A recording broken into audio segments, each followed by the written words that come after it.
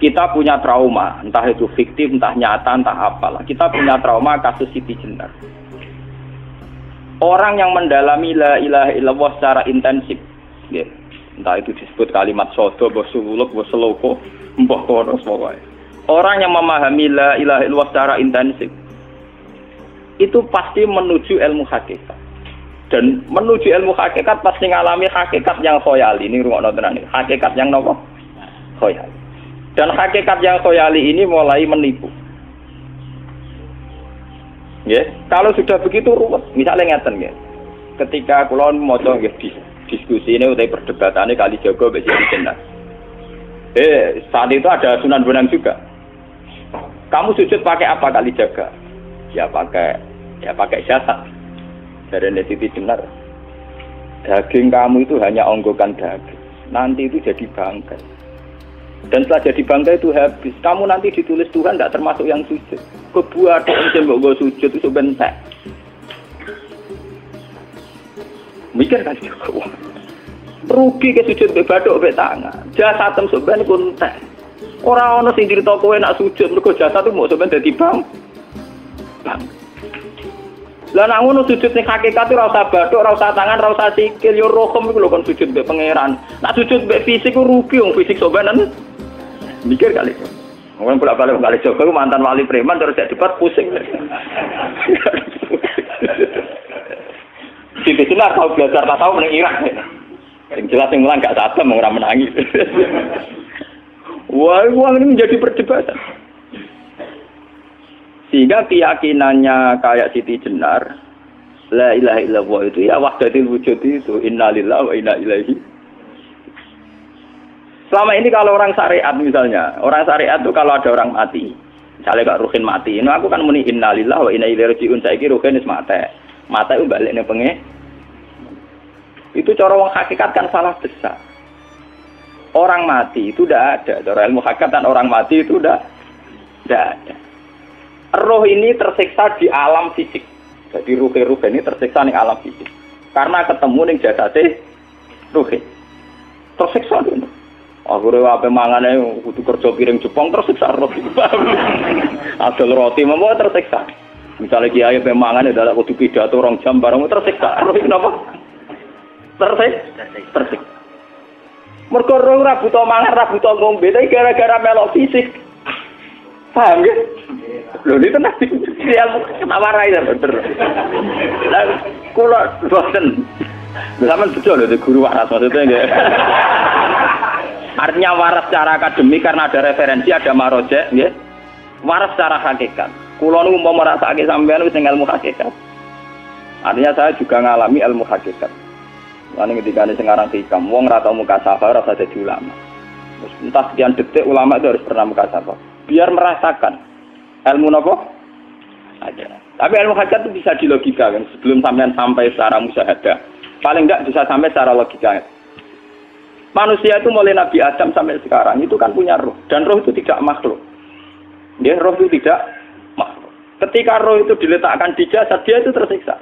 Karena ketika dia ke jasad fisik namanya mengalami keterpisahan dengan yang abadi. Dia ini ning jasad fisik tersiksa. Karena dia harus di alam yang kasat mata, alam mulki. Tersiksa.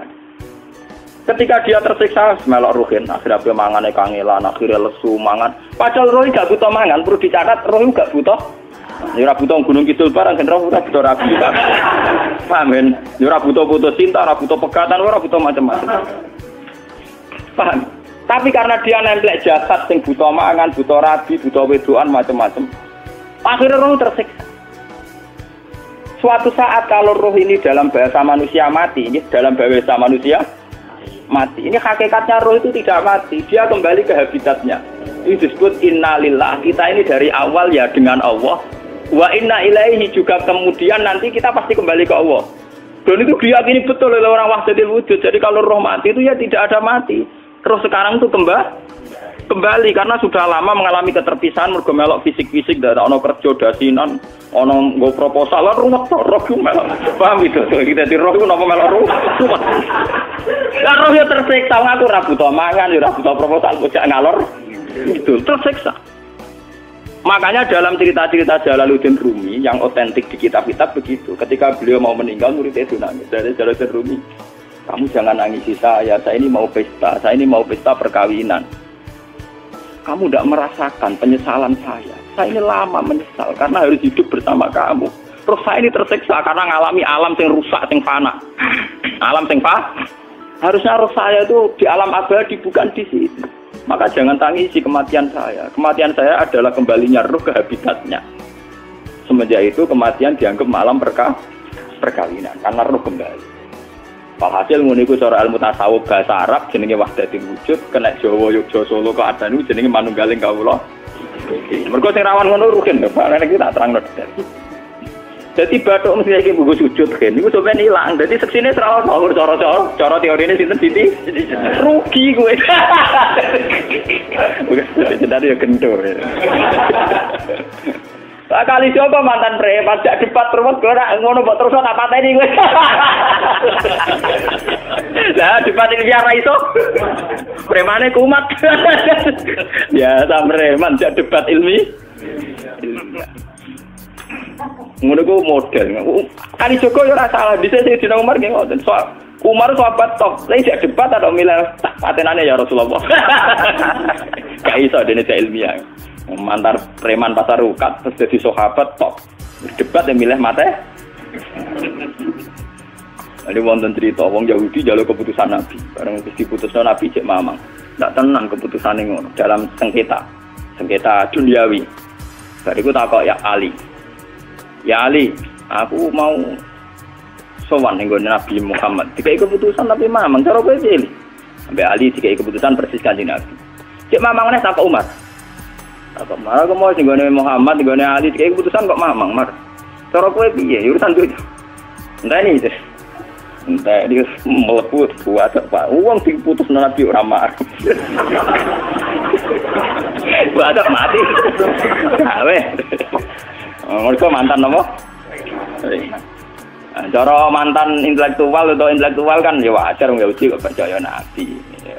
Kan bareng cara Ali ya gak percaya wis kandhani. Ora mesti cara Ali kan. Lah ora apa pateni. Ya wajar wong Yahudi kok percaya Nabi, nek percaya ora situ Yahudi Muslim. Lah Ali situ Gustur. Lah Gustur ra beda piye tenang. Ali nyen ngoten watake ngoten. Nasibe padha. Ali itu ilmuwan yang jadi presiden gak sukses. Sing niru Gus Dur. Mergo ning dinggo nek wong pinter mimpin ra sukses. Wong pinter gampang maklumi. Lah misalnya kita jadi kiai wong pinter. Pak Yai santri ini pacaran. Maksud itu jangan asli cawe itu. Wah ruwet. Terus malah dalil zinalina subuh syahwat minan.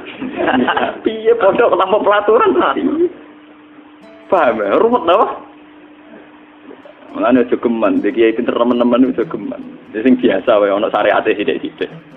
Sing kamane ana santri pacaran tersinggung, ana santri nakal tersinggung, sing ana rasane lha donya ana napa? Jadi nak guru kula nu urusan ilmu semi hakikat. Mulane mon gitu. Sehingga kayak Siti Jenar, cara pandang Siti Jenar itu masuk betul ning gone pemikiran para santrinya. Kados Ki Ageng Pengging siapa masuk betul karena masuk akal. Cara mereka napa? Betapa tidak ada artinya fisik ini. Nah, kalau semua fisik ini tidak ada artinya, kemudian yang ada artinya itu roh, perjalanan apa? Perjalanan roh, sehingga diartikan inna lillah wa inna ilaihi raji'un. Inna sholati wa nusuki wa mahyaya wa mamatiku lillah. Lah kemudian sekarang sampean tak tanya misalnya ini latihan ilmu hakikat. Wa mahyaya lan penguripan ingsun. Kalau ingsun itu artinya fisik atau jasad, itu keliru besar karena jasad tidak pernah hidup. Yang hidup itu roh. Paham ya? Sekarang artinya wama mati itu apa? Kematian ingsun. Kalau roh itu tidak pernah mati, berarti kematian roh adalah keterpisahan dengan yang agung atau yang abadi. Dan semuanya itu lillahi rabbil alamin. Sehingga mereka mengatakan kematian itu satu pesta. Mulane kados Bilal ditakoki, ya Bilal, ketika murid-muridnya nangis bergape mati, ya. Bilal ki seneng ae. Godan nalqal ahibbah Muhammadan wa hisbah. Ya nak mati malah seneng loh ketemu kekasihku. Sebab itu kematian tidak pernah jadi problem bagi mereka sing soleh, sing menembus ilmu hakikat. Paham? Tapi ilmu hakikat kayak ini itu yang diyakini Siti Jenar, diyakini Jalaluddin Rumi, diyakini para wali-wali wahdatul wujud. Dulu Syekh Husain sinten Al-Halal. Itu kemudian melahirkan prahara syariat. Prahara apa? Syariat. Sebab itu Wali Songo, oke Siti Jenar benar dalam filosofinya, tapi harus dibunuh. Karena menjadi prahara syariat. Sama dengan yang dikatakan Nabi itu benar, tapi menjadi prahara syariat. Akhirnya disomasi oleh Umar radhiyallahu anhu. Jadi sebetulnya sama, pola-pola ceritanya sama. Intinya sebuah ilmu hakikat harus dikawal napa?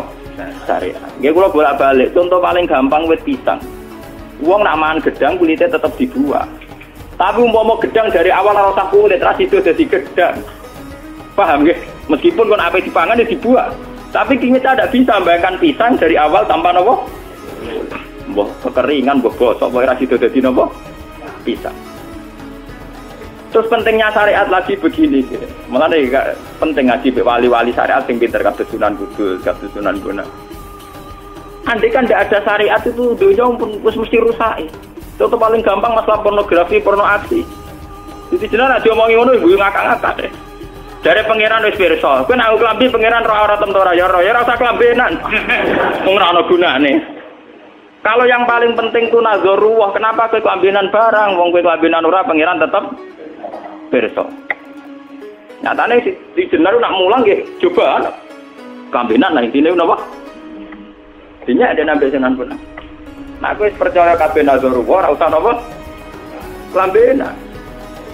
Tetapi teori rasa kelambenan ini dinggo tenan, mulane nek pas do wiridan aliran sesat ciri utama. Kira kelambenan tenan. Lah ruwet to. Lho iki tenan iki cerita, ini pentingnya ngaji nggih. Ben sampean ngerti variasi riwayat, kemudian kita orang syariat harus kayak apa, kemudian kenapa menjadi aliran wahdatil wujud. Lah terus kita ini ya, kita ini kan orang syariat. Memang kelemahan orang syariat itu akeh kok sampean-sampean. Siji mesti ra kramat. Modele ora di dhuwit ya bingung. Rumet. Urip wong syariat lho napa? Dineng bojo wedi, dineng tangga wedi, pengaruhe menurun. Pancen orang syariat itu banyak kriminal tauhidnya itu memang jelas. Melane kiai-kiai peken nak ketemu kiai-kiai sing setengah jadah wedi mergo iso nebak atine. Ndekne meriang langsung. Sing kiai ora tau salat keramat padahal ngambungan wong. Sembudina sholat 4 waktu kok ora tahu keramat. Wong ape buah utang tanggane iku keramat apane? Sing kono ngawur-ngawur sowan pirang. Meriang oleh syariat ngadepi wong hakikat napa? Mulane jogeman ge dadi wong syariat sing ngene iku bahaya. Nah, kula mboten ngarep. Sampai dadi wong syariat sing ora keramat. Bahaya sekali itu bagi perjalanan agama. Kalau sering ketemu kiai-kiai sing terkenal keramat, terkenal keramat di Juwaduk tiang-tiang hakikat. Ditantang kanca-kanca kula wani, nah tantang aku tetep rawani kok. Mikir deh. Karena orang yang sama-sama ke jalur hakikat tetap punya alamat, tetap wonten simahum biwuji min asaris sujud. Cara pandangnya mesti sama. Lalu kalau nanti ketemu murid, ya artinya yang ikut aliran Siti Jenar, dia ada sholat, ada apa, hidup di satu tempat gitu. Padahal dia bisa baca ihya, dulu pernah mondok di Mekah, pernah di Irak. Ini dia meresahkan para kiai. Kemudian sebagian mereka minta saya suruh ketemu. Ya walhasil kalau ketemu pertama gitu. Jenengan Gus Ba, tapi zaman roh jenengku teu pernah tak arani muka sapa. Nggih biasa mawon. Kula ora usah kenal jenengan nggih kenal. Dadi nggih kula biasa mawon. Lah niku pernah ngajari ajaran ning. Saya lha Gus ning donya tak enteni mau turu-turu ngenteni mati ngono lho Gus kok ribet. Jawaban kula terus ya. Sampai dari wong hakikat wong ngenteni mati bareng. Ya mati wis saiki iku. Terus ngenteni saiki padha-padha wis napa? Mati. Saiki wis padha-padha wis urip.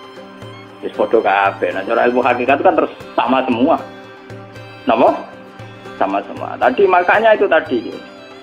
Kalau baleni malih logika hakikat itu begitu ya. Roh itu ditiupkan oleh Tuhan ke kita. Kemudian roh karena ikut alam fisik, alam jasad, roh ngalami yang kita alami. Nggih. Ketika roh ngalami yang kita alami, dia tersiksa. Nah, ketika roh sudah terpisah dari jasad yang mengekang, yang memenjara ini, dia senang terus kembali ke Tuhan. Ini disebut inna lillahi wa inna ilaihi. Nah, jasad ini kemudian menurut ilmu hakikat nggak ada gunanya sama sekali total. Hilang di telan tanah. Lah kalau begitu jasad iki nak mbok agul-agulan. Gusti bathuk kula tak nggo sujud tangan kula ndi buktine tangan wis ora ono. Bathuk wis ora. Mulai dari Siti Jenar, hanya wali bodoh kayak kalian yang punya ajaran bodoh begitu. Malah rasupan terus. Mulane Sunan Kalijaga semangat kon mateni mergo tambah omongane glodro dindi. Tapi yang enggak disadari Siti Jenar yaitu tadi. Inti dari ilmu hakikat itu kan tunduk sama kersane Tuhan.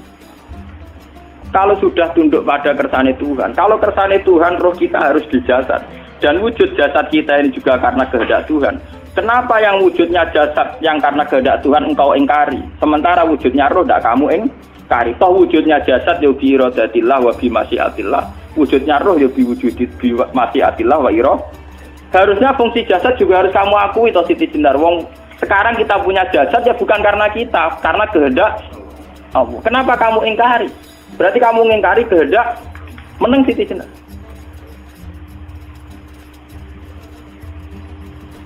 Makanya hakikat yang pertama Semi itu pasti khayal. Lah Siti Jenar itu hakikatnya baru yang sampai khayal itu.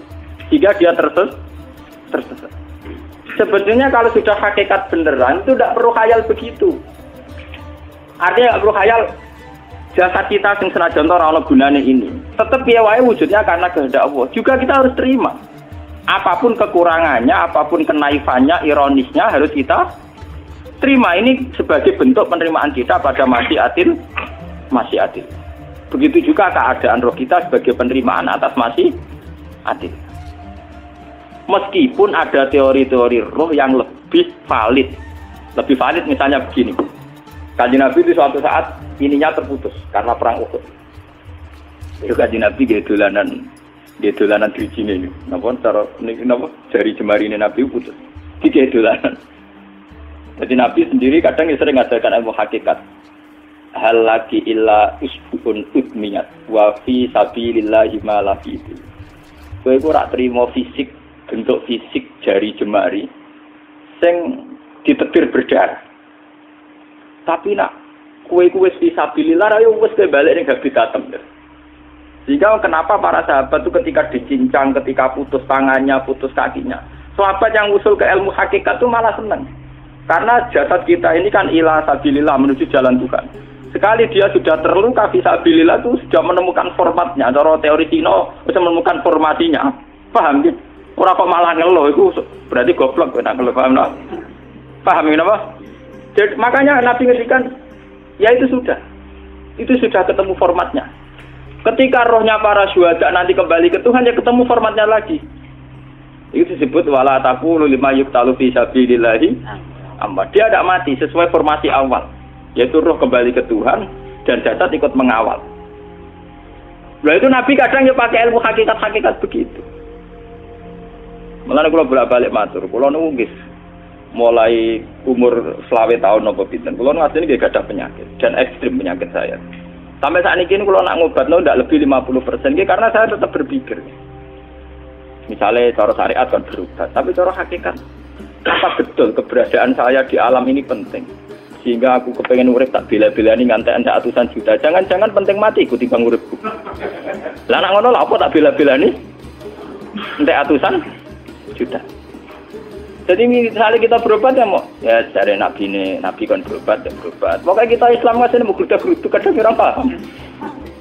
Sekali kamu mengamati dengan sisi hakikat, coba sekarang sampean pikir, coba sekarang nggak pakai logika hakikat, pakai logika syariat saja. Saya ini misalnya asetnya 10 juta, misalnya, saya punya aset 10 juta. Tapi misalnya aku rugi nawan atau dipengaruhi di masa depan sama nih, kalau pulau kan soalnya cara teori di masa. Misalnya kulo rugen, artinya kere di duit 10 juta aset. Tujuan saya sembuh kan supaya aku iso sembuh sehat, engkau iso kerja untuk anak. Tapi karena saya sakit nanti operasi tidak 10 juta. Operasi tidak 10 juta. Wong aku repera mesti iso marisi anak. Apa meneh nak duit 10 juta tak ada gue berobat malah jelas ra iso marisi. Lah nak ngono penting matiku ya dibagi 10 juta. Karwan iso diwaris langsung. Sementara anak aku mari dibiayai 10 juta, rong mesti mari 10 juta mesti entek. Artinya tidak ada jaminan kalau berobat itu secara visi ke depan lebih baik. Soalnya malah ngentekno donya nggak jelas akibat positifnya. Misalnya tetap lumpuh duwe teori loh. Bapak artinya apa? Teori hakikat tetap lebih benar bahwa hidup itu tidak ada artinya. Semua itu tidak ada artinya. Berobat apa enggak berobat semuanya tidak ada arti. Teori loh gini. Sehingga kalau kita tengah-tengah aja tengah-tengah kasus kula misalnya lara nggih berobat. Gusti separuh kalau ngelakoni syariat, tapi sebagai kalau ulama kekeh, separuh kalau lakoni apa? Jadi kalau tetap buatan ngarah obat 100%. Tapi orang ngarah berobat, orang kalau tiang apa? Syariat. Tapi memang faktanya itu begitu. Cara Kanjeng Nabi kadang Kanjeng Nabi berobat. Kadang Kanjeng Nabi wis nikine tercincang gede guyonan. Wahal lagi illa usbuun utmiyat. Ora putri sing gak melok-melok. Nah, bukti bahwa jasad ini begitu tidak penting. Kayak Sayyid Hamzah. Menurut Sayyid Hamzah nganggep wahyu bentone ra karuan. Kalau teori Siti Jenar itu benar, teori Jalaluddin Rumi benar teorinya lho, ora kok ra salate lho nggih, maksudnya kok nganut ra salate. Benar cara analisis roh. Ketika Sayyid Hamzah dinyatakan mati oleh manusia, oleh hukum manusia dinyatakan mati karena dia sudah tidak bergerak. Dalam teori hakikat kan rohnya Sayyid Hamzah sudah fi khawasili tuyurin khudrin. Rohnya sudah diambil Tuhan, tidak mati. Paham ya? Ketika rohnya Sayyid Hamzah sudah diambil, jasad ini sudah tidak punya rasa. Sekarang secara syariat kasat mata kita tahu, wong jasad nak diinfus, di sayat-sayat dioperasi ora kroso. Apa meneh saiki ruhe wis bisa. Lah ya jasad itu cek gampange, dioperasi dibius saja terus tidak kerasa. Apalagi rohnya sudah diambil. Nah saiki bayangkan, ketika Sayyid Hamzah itu sudah di atas, ini kira-kira dulu wahsi rak wong bentuk. Lho wong kok baca igabus. Ketika jasad benar-benar tidak penting, kemudian jasadnya Sayyid Hamzah kan dicincang oleh wahsi. Ketika rohnya sudah diambil kan Hamzah tidak merasakan. Berarti Sayyid Hamzah guyu-guyu wahsi. Wahsi cek bentuk nih gabus dicincang. Paham ya? Lho ini tenang. Artinya ketika pandangan manusia iba kepada Sayyid Hamzah karena dicincang, dimutilasi oleh wahsi. Wahsi tidak mengalami Pak Sinten, Sayyid Hamzah tidak mengalami apa-apa karena rohnya sudah bersama Tuhan. Dan iso wae Sayyid Hamzah malah guyu-guyu wahsi. Cek goblok gabus kok dicincang. Lah nak ngono rak mirip, makanya dalam hal ini itu dalam teori roh itu sebetulnya Siti Jenar tidak sesat dalam teori roh. Tapi jangan katakan itu penemuannya Siti Jenar. Siti Jenar itu terlambat. Sebelum itu ada Husain Al-Khallas, sebelum itu ada Jalaluddin Rumi, sebelum itu juga ada sahabat, ada nabi. Cuma cara aplikasinya Siti Jenar melenceng. Jadi jangan katakan kok tak kampus-kampus. Itu pendapat Siti Jenar itu malah goblok meneh. Siti Jenar itu wis anut, paham nggih maksud apa? Wis anut. Nah, teori yang sama terjadi pada Yesus Kristus. Ketika Yesus misalnya secara lahir dicincang, dimutilasi, diapakan oleh orang Yahudi. Sebetulnya rohnya dia sudah bersama Tuhan, kembali ke Tuhan Bapa, nah cara Kristen. Nah cara Islam ya balik ning pangeran. Andaikan itu iya, itu ya tidak ada masalah karena hakikatnya dia tidak dicincang, tidak dibunuh. Andaikan iya lah, tentu menurut Islam yang dibunuh Yudas atau siapa itu yang masuk piala. Tapi sama sebetulnya teorinya sama, kalaupun iya tidak ada masalah. Oke, kalau misalnya Nabi Isa karena ada kontroversi menyangkut dia atau Yudas. Sekarang yang Zakaria dan Yahya.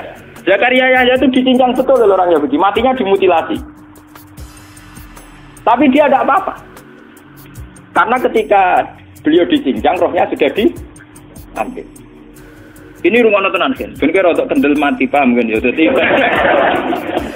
maksudnya ini kalau ajari, nah mati itu tidak problem. Ya ini kalau urip mati loh.